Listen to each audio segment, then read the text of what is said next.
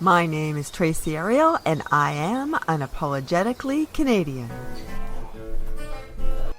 My word of the year is leadership, and leadership to me is an inspiring person that sets the vision and the strategy for moving forward and doesn't necessarily implement that strategy.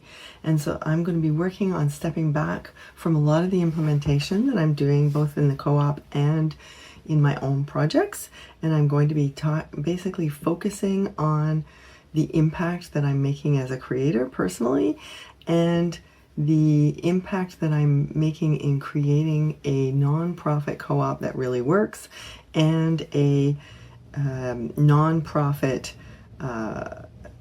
educational company about electromagnetic fields that actually works. And I think that's going to be super fun. I'm looking forward to basically thinking about it in terms of seasons. I actually think about seasons in terms of Canada having 8 seasons. So I divide up the year into roughly 6-week sections. So basically January and the first 2 weeks of February are completely different to me in terms of a season than the last week of February and March, because in the last week of February and March you end up getting a lot of birds coming back. You end up getting, right now is deep winter. It's cold, it's dark, it's snowy. Basically we're in deep winter. By the end of February and in March, the sun is starting to come out, the birds are starting to come out. You can actually get quite a few hot days. You can't even ski anymore. It really is a different period of time, and also you're so busy starting to plan for the summer that you almost feel like you're in summer. So it really is late winter, basically. March 21st is the official beginning of spring, and so from March 21st through until the end of April, it's often snowy and rainy and mixture, like it's really wet and miserable. Like, I do not like early spring, but late spring is extraordinary. The sun comes out, I can get my bike out, I can even start planting peas, and the birds are back, and it's basically late spring is almost as good as early summer. So this year I'm going to be planning everything in terms of seasonality and in terms of creative impact. And so on creative impact, obviously the podcast is one of those things. I also have, I'm going to be focusing on, each section is going to have a different creative project.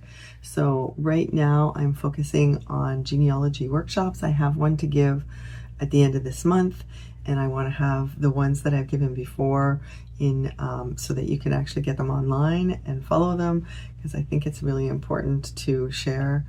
And so I have 3 books that I want to get published. I really want to make sure that my creative life gets renewed this year. On the health side, I want to continue fasting frequently and feasting well. I want to do strength training as I've been doing 3 times a week, cardio 3 times a week, and 2 long 3-day fasts to reset my mitochondria. I'm super excited about that. And I want to get my vaccines, and I want to test my biomarkers so that I can actually build habits, but with some actual knowledge about what it is that I'm like. I've been fooling around with supplements and with all sorts of things. I don't actually have a scientific background or scientific stats to really do that well. So that is on the plan for this year, 2026. On the social life, I want to take at least 1 full day off every week and at least 1 2-day full day weekend every month. I know it doesn't sound a lot for people who have every weekend off, but as an entrepreneur, I haven't had every weekend off for years, and I don't really care to have it. I mean, so much of what I'm doing is working for nonprofits and for the public. I consider that my volunteer time, so I'm not always at my day job. And so I do not want to slack off. At the same time, I want to learn to relax more and back off. So that's the note under the health area. Under all of my businesses, I want to set up systems. I'm really going to be focusing on systems and turning systems into habits. So for bookkeeping particularly, and training and marketing, the regular activities need to be put into a system so that they don't end up taking more than my time than they need. And I did this very well for one of the companies last year. I didn't do it well for my other activities, but I'm going to transfer some of the things I learned last year into the new activities, and I think that will really help. If you read James Clear's Atomic Habits, you know that you have to set the conditions up for habits, and that those habits are what create results. And so I really want to focus on doing that.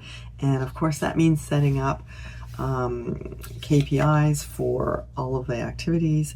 That's why I was talking about 3 times, specific 3 times a week. In terms of systems, I have 3 systems that I need to set up. I really want to lead a team that knows exactly what direction it's going in. And that will help us manage growth and change. The co-op is growing so fast. We're creating a family food hub in Verdun, and it's really fun. And there are 3 main people that we're aiming at. We have people who use our food banks and our free fridges, and they have specific needs. But then we also have people who really love Quebec products, and they come to find the new products and the kinds of basically the kinds of things that local entrepreneurs are growing or creating in the area of food. And then we have a whole other group that are coming for health reasons. They want our gluten-free products, they want our vegan products, they want some of the really nutritional products that we have. They want fresh farm food. It's really, really fun. On the personal side, I have 2 big trips coming up this year. We're going to Japan. The entire family is going for 2 weeks at the end of April. And then the whole family is going to Cancun for a wedding in November. I'm super excited about that. I'm really glad that it's keeping my eyes on the bigger world, as I mentioned last year. I don't want to forget. It's very, very easy when you're working completely locally and walk to work. I work within my own little neighborhood to forget that Canadians and local creators here have links and collaborations with people around the world.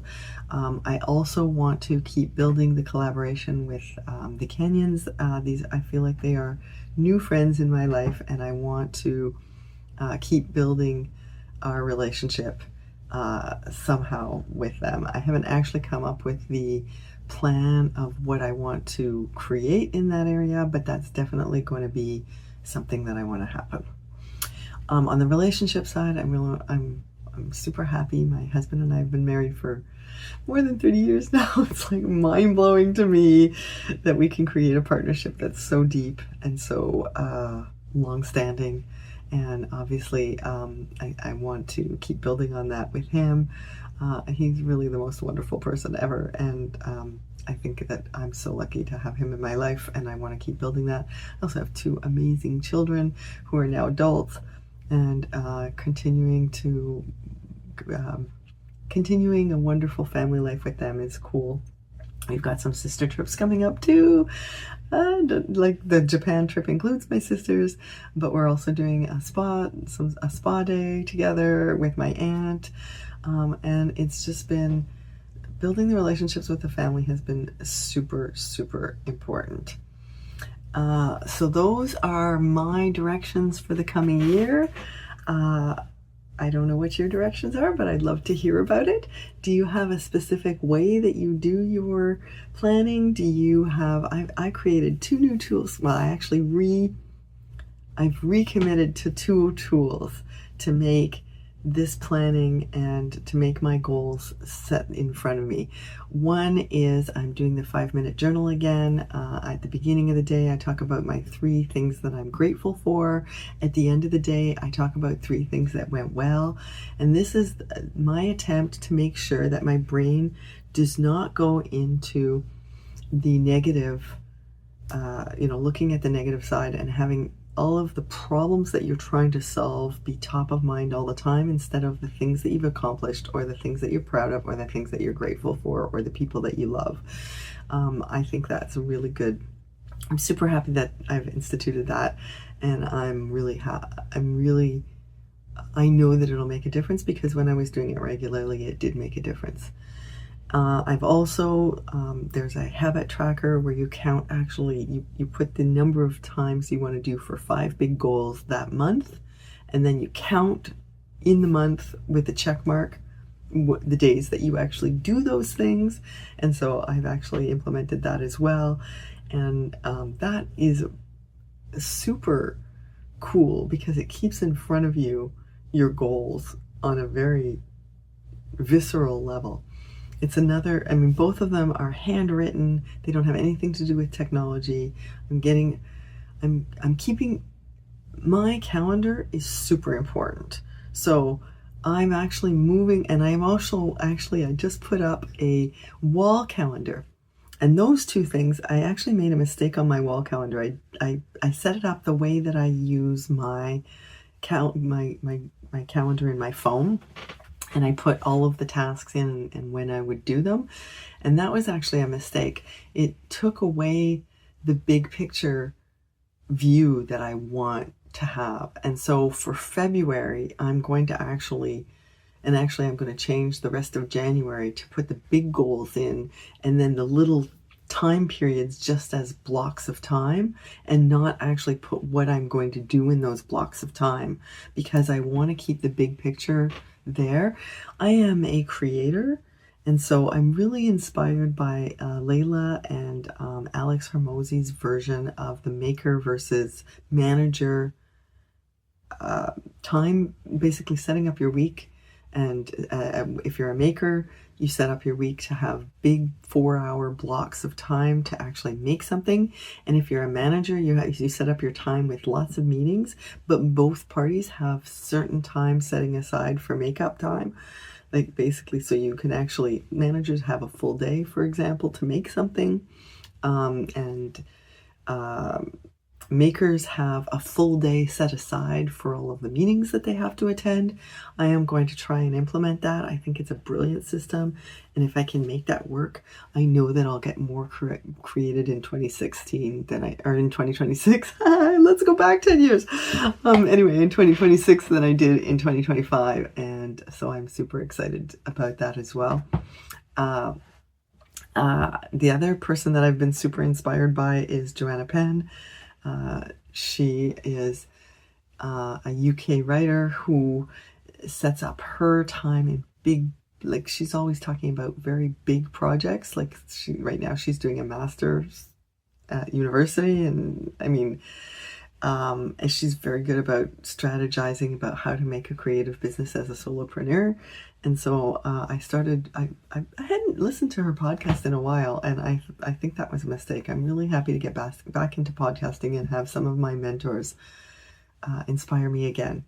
Mark Leslie Lefebvre, for example, I've been listening to him again, and basically these are people who have really active, wonderful writing careers, and I forgot how inspiring it is to listen to how someone else makes this kind of entrepreneurship work. Because like all businesses, entrepreneurship is hard. And I think setting yourself up with some really good systems so that it's a habit to create is important.